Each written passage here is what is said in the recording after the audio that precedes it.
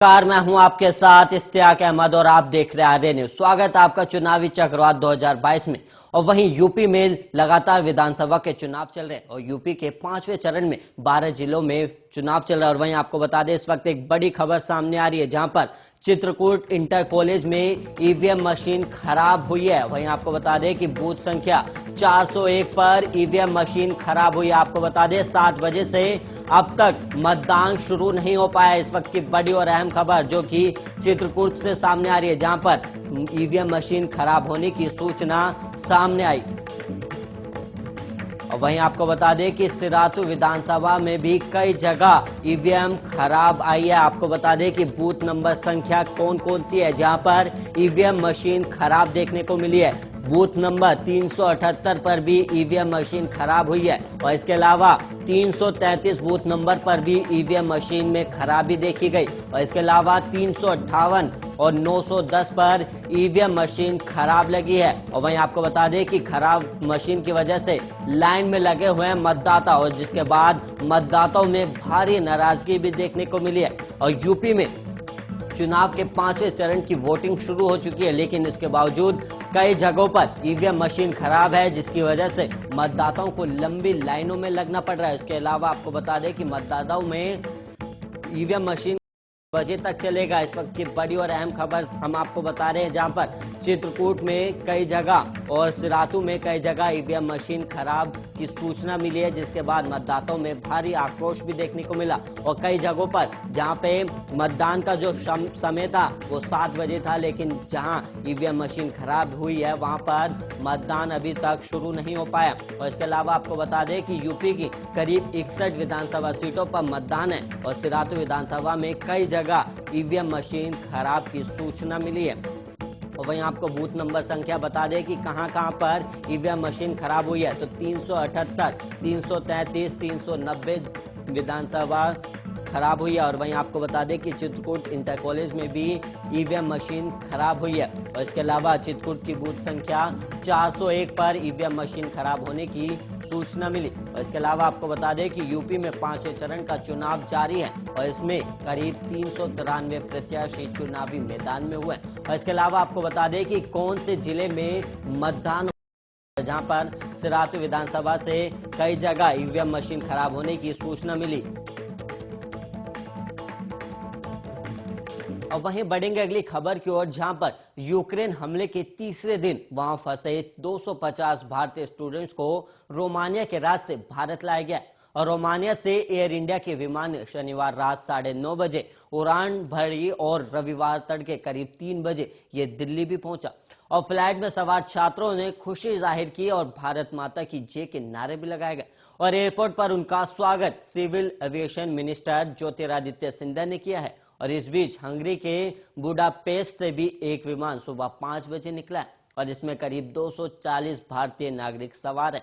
और इससे पहले शनिवार रात 8 बजे 219 भारतीय छात्रों को लेकर एयर इंडिया का विमान मुंबई के छत्रपति शिवाजी महाराज इंटरनेशनल एयरपोर्ट पर उतरा था और विमान के उतरते ही सभी खुशी में बोले जय हिंद। और वहीं ज्योतिरादित्य सिंधिया ने रोमानिया से लौटे छात्रों का स्वागत तो किया ही और फ्लाइट में जाकर उनसे बातचीत भी की है और उन्होंने कहा कि आपके आने पर हमें बहुत खुशी हुई है और एयर इंडिया को भी इसके लिए धन्यवाद देता हूं। और सिंधिया ने आगे बोला कि यूक्रेन में फंसे हर एक भारतीय को वतन वापस लेकर आएंगे और मोदी जी यूक्रेनी राष्ट्रपति के संपर्क में है और सभी की सुरक्षित वापसी होगी।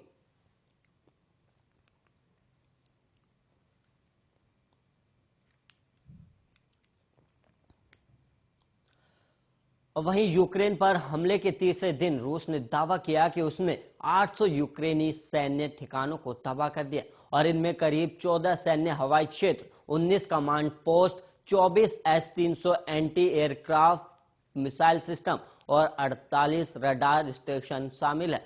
और इनके अलावा यूक्रेनी सेना के करीब 8 नौकाओं को भी तबाह कर दिया गया। और यूक्रेन की फौज ने आम नागरिकों के नाम पर अपील जारी की और कहा कि अगर आप हमारी मदद करना चाहते हैं तो कुछ सलाम मानिए। अगर आपको रूसी टैंक्स शहरों की तरफ बढ़ते दिखे तो सड़कें खोद डाली। और टैंक्स के पीछे फ्यूल टैंकर होंगे और इससे वो आगे नहीं बढ़ पाएंगे। अगर उनके मिलिट्री व्हीकल आते दिखें तो पास के पेड़ों या जंगलों में आग लगा दें और रूसी फौज की गाड़ियों के टायरों पर फायरिंग करें और खुद को सुरक्षित रखें, लेकिन रूसी फौजियों की जिंदगी मुश्किल बना दे। और रूस की डिफेंस मिनिस्ट्री ने यूक्रेन की सरकार पर आरोप भी लगाया कि वो आम लोगों को शील्ड की तरह इस्तेमाल कर रही है। और धमकी वाले अंदाज में डिफेंस मिनिस्ट्री ने कहा कि हमें डर इस बात का है कि अगर आम लोगों का इस्तेमाल इसी तरह होता रहा तो ज्यादा जाने जाएंगे और किसी भी तरह के हादसे हो सकते हैं।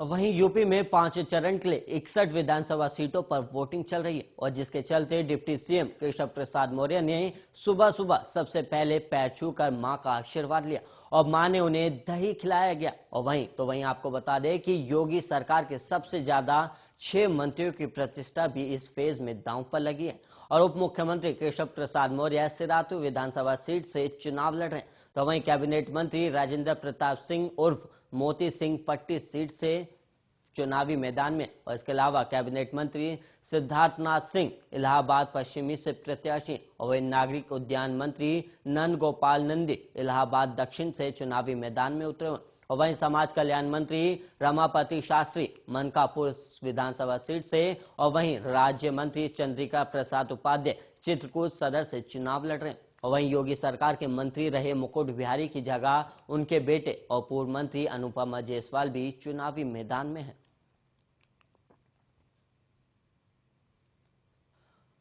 और वहीं आज जिस अयोध्या में देश दुनिया की नजरें हैं वहां वोट डाले जाएंगे। और वहीं आपको बता दें कि रामनगरी चित्रकूट में भी वोटिंग जारी है और कुंभ नगरी प्रयागराज में भी बीजेपी 2017 का करिश्मा दोहराना चाहती और बीजेपी ने अयोध्या की सभी 5 सीटों पर जीत हासिल की थी।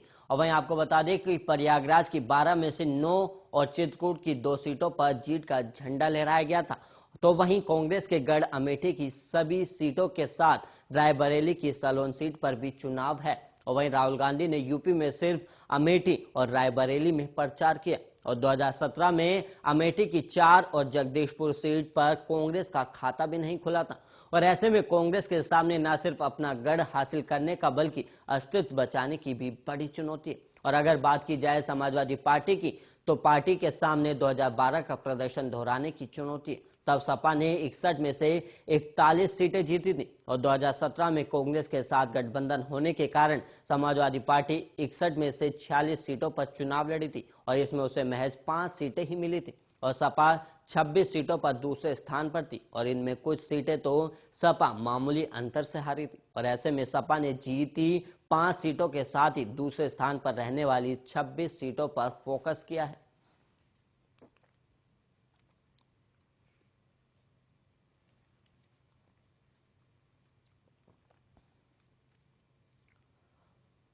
वहीं कौशाम्बी की सिराथू इस चरण की सबसे हॉट सीट मानी जा रही है। एक तरफ केशव प्रसाद खुद को यहां का बेटा बता रहे हैं तो वहीं पल्लवी पटेल खुद को बहू बताकर अपने लिए मुंह दिखाए में वोट मांग रही और पल्लवी अपना दल की प्रमुख और केंद्र सरकार में मंत्री अनुप्रिया पटेल की बहन है। और यहां लड़ाई कितनी अहम है इसका अंदाजा इस बात से लगाया जा सकता है कि यूपी चुनाव में डिंपल यादव और जया बच्चन ने एक साथ यहां पहली रैली करके वोट मांगे थे। और अयोध्या की गोसाईगंज में एक बार फिर 2 बाहुबली के बीच सियासी वर्चस्व की जंग है और इस सीट से सपा की ओर से बाहुबली अभय सिंह मैदान में है तो वहीं बीजेपी की ओर से बाहुबली खब्बू तिवारी की पत्नी आरती तिवारी मैदान में है। और साल 2017 के चुनाव में भी बाहुबली खब्बू तिवारी और अभय सिंह आमने सामने थे, लेकिन खब्बू ने करीब 11,000 मतों से बाजी मार ली थी और खब्बू फर्जी डिग्री मामले में जेल में है। और कुंडा से राजा भैया लगातार 6 बार जीत चुके हैं और राजा भैया चाहे जेल में हो या बाहर कुंडा पर उनका सियासी कब्जा बरकरार रहा है। और सपा ने कभी राजा भैया के बेहद करीबी रहे गुलशन यादव को टिकट दिया है और अखिलेश ने खुद यहां रैली करके गुलशन को जिताने की अपील भी की। और बीजेपी ने यहां से सिंधुजा मिश्रा और बीएसपी ने मोहम्मद फहीम और कांग्रेस ने योगेश यादव को टिकट दिया है। तो वहीं गोंडा सदर सीट से एक बार फिर 2 छत्रपों की लड़ाई है। एक तरफ इलाके के ठाकुर छत्र और बीजेपी सांसद ब्रिजभूषण शरण सिंह के बेटे प्रतीक भूषण बीजेपी की टिकट पर मैदान में उतरे हुए हैं। और वहीं समाजवादी पार्टी ने पूर्व मंत्री रहे विनोद कुमार सिंह उर्फ पंडित सिंह के भतीजे सूरज सिंह को मैदान में उतारा। और 2017 के चुनाव में ये दोनों आमने सामने थे। हालांकि तब सूरज चुनाव हार गए थे। वहीं बीएसपी ने मोहम्मद जकी और कांग्रेस ने रश्मा कश्यप को मैदान में उतारा है।